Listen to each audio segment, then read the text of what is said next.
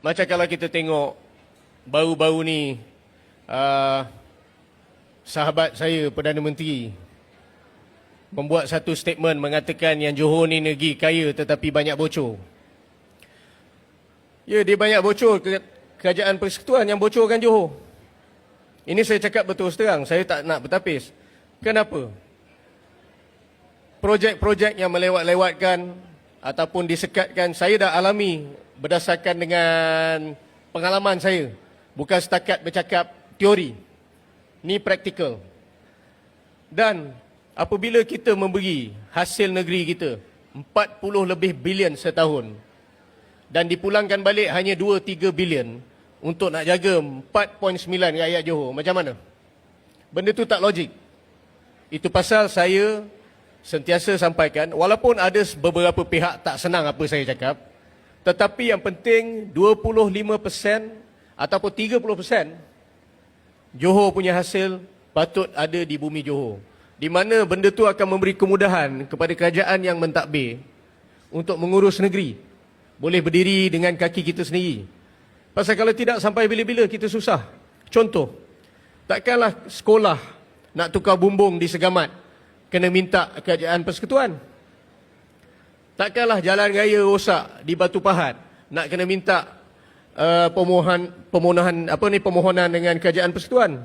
Sama juga macam Hospital Sultanah Aminah. Dan apabila mereka nak beri kelulusan tu, begitu terlampau lama sangat. Dan macam contoh Sultanah Aminah yang memperbaiki bangunan yang terbakar tu adalah Kebah Duli Tuanku. Satu.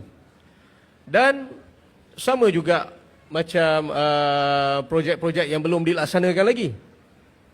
Jadi itu pasal saya dah alami benda tu.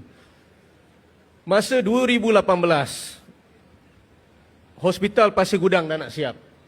Dapat arahan daripada Putrajaya untuk batalkan hold dulu. Siapa yang susah? Rakyat susah ke orang atasan yang susah? Rakyat yang susah. Saya yang bersuara konsisten untuk 4 tahun. Konsisten untuk buka Hospital Pasir Gudang. Dan hari ini pun alhamdulillah buka. Itu pun dengan separuh saja staf yang bekerja. Doktor tak cukup, kaki tangan pekerja tak cukup. Okey? Kelulusan Hospital Sultanah Aminah II pun belum lulus lagi. Jadi benda-benda macam ni yang melewat-lewatkan pembangunan negeri Johor adalah kerajaan persekutuan. Jadi jangan datang sini cakap benda bukan-bukan macam seolah-olah rakyat tak dilayan dengan baik ataupun macam seolah-olahnya kerajaan yang mentadbir tidak membuat kerja. Kerana saya monitor kerajaan saya.